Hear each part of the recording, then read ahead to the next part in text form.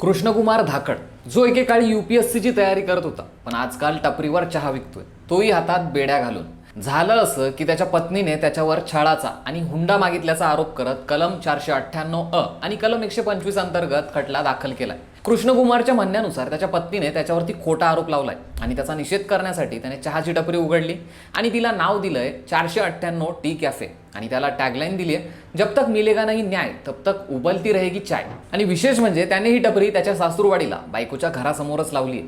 कृष्णकुमार आणि मीनाक्षी मालव यांचं 2018 मध्ये लग्न झालं होतं. त्यांनी एकत्र येऊन मधमाशी पालन व्यवसाय सुरू केला.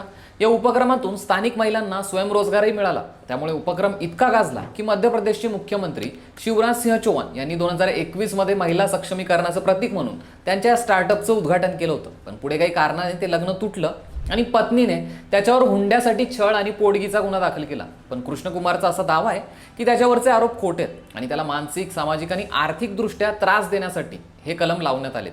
आणि या विरोधातच त्याने आता आवाज उठवण्यासाठी UPSC सोडून हातात बेड्या घालून राजस्थानच्या अंता या शहरात चहा विकायला सुरुवात केली. यावर तुमची प्रतिक्रिया काय? कमेंट करून नक्की कळवा.